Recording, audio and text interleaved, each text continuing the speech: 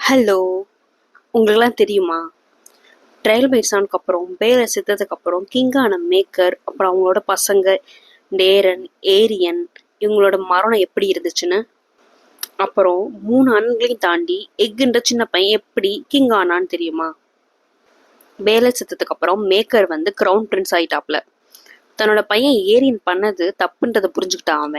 அவனை எக்ஸைல், அதாவது நாடு கடத்திட்டான் எஸ்ஸோஸ்க்கு. சில வருஷங்கள் கழிச்சு ஏரியன் வந்து திரும்ப 7 கிங்டம்ஸ்க்கும் வந்தான். வந்ததுக்கு அப்புறம் என்ன நினைச்சான்னா, நான் தான் உண்மையான டார்கெரியன் ரத்தம் அப்படின்னு நினைச்சான். ஒருவேளை ஃபயரை குடிச்சா நான் வந்து டிராகனா மாறிடுவேன், டிராகனுக்குரிய பண்புகள்லாம் வந்துரும் அப்படின்னு நினைச்சான். அதனால வைல்டு ஃபயர், அதாவது ஃபயர்லேயே ரொம்ப மோசமானது, பெரிய பெரிய பிளாஸ்டுக்கெல்லாம் யூஸ் பண்ணக்கூடிய வைல்டு ஃபயர், கிரீன் கலர்ல இருக்குமே, அதை வந்து எடுத்து குடிச்சான். ஆனா குடிச்சதுக்கு அப்புறம் அது உடம்புக்குள்ள போய் அவனையே எரிக்க ஆரம்பிச்சிருச்சு. சாம்பல் கூட மிஞ்சாத அளவுக்கு செத்து போயிட்டான். அவனோட அண்ணன் டேரன் எப்படி சத்தானா, தண்ணி அடிச்சுட்டு குதிரையில போயிட்டு இருக்கப்ப கீழே விழுந்து செத்து போயிட்டாப்ல. ஒரு ஒரு கிரவுன் பிரின்ஸோட மரணம், ஒரு டார்கெரியன் மரணம் இவ்வளவு காமெடியா நடக்குது. கிங் மேக்கர் எப்படி செத்து போயிட்டாருன்னா, டார்கெரியன் வம்சத்துக்கு எதிராக பார்த்தீங்கன்னா ஒரு கிளர்ச்சி நடந்துச்சு. யார்கிட்ட இருந்தா, பீக் ஹவுஸ் அப்படின்ற சொல்லக்கூடிய ஒரு ஹவுஸ். அது வந்து ரொம்ப பிரபலமான ஹவுஸ். அப்ப ரீச்ன்ற இடத்துல அவங்க இருந்தாங்க. அப்ப அவங்களுக்கு வந்து பல கேசல் இருந்துச்சு. டார்கெரியன்லாம் ஆட்சி வந்ததுக்கு அப்புறம் அவங்களோட கேசல் நிலங்கள்லாம் அபகரிக்கப்பட்டதுனால ரொம்ப கோவமாயிட்டாங்க. பிளாக் ஃபயர் ரெபலியனுக்கு அப்புறம் அந்த பீக் ரெபலியன் வந்து ரொம்ப பிரபலம். அப்போ சண்டை நடக்கிறப்ப பார்த்தீங்கன்னா, கோட்டை சுவருக்கு வெளியில முதல் லைன்ல வந்து கிங் மேக்கர் நிக்கிறாரு. இந்த பாகுபலி படத்துலலாம் வர மாதிரி பெரிய பெரிய உருண்டை கல்லை மேல இருந்து தூக்கி போடுவாங்கல்ல, அந்த மாதிரி தூக்கி போடுறப்போ ஒரு கல்லு வந்து மேக்கர் மேல மண்டையிலே வந்து விழுந்துருச்சு.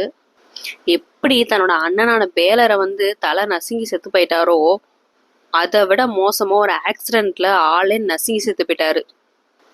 அடுத்து ஒரு ஸ்மால் கவுன்சில் வைக்கிறாங்க, அடுத்து யாரு கிங் ஆகுறது அப்படின்றதுக்காக. ஏரியனுக்கு வந்து அப்போ ஒரு பையன் இருந்தான், அவன் பேர் வந்து மேக்கர்.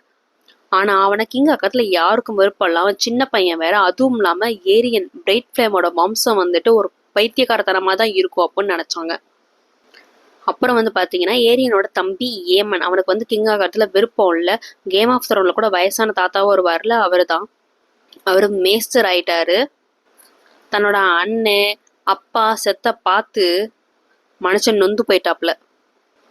அதனால கிரவுன் அவனோட தம்பி பாத்தீங்கன்னா எக்குன்ற சின்ன பையன் ஸ்கொயரா இருந்த அவனுக்கு வந்து ஏகன் டார்கெரியனுக்கு வந்து வந்துச்சு. ஏகன் வந்து இப்ப கிங் ஆயிட்டாப்ல. ஏகனோட ஆட்சி ரொம்பவே நல்லா இருந்துச்சு. ரொம்ப அப்பாவி ஏழை மக்கள்லாம் வந்து ஏத்தி ஒண்ணுன்னு நினைச்சான். பெரிய ஹவுஸுங்களோட அராஜத்தை வந்து அவன் ஒழிக்கணும் அப்படின்னு நினைச்சான். ஆனா யாருமே அவனோட வார்த்தைக்கு வந்து கட்டுப்படலை, அதுவும் இல்லாம பயப்படல. ஏன்னா டார்கெரியன்ஸை பார்த்து பயந்ததுக்கான ஒரே காரணம் பார்த்தீங்கன்னா டிராகன்ஸ்னா தான்.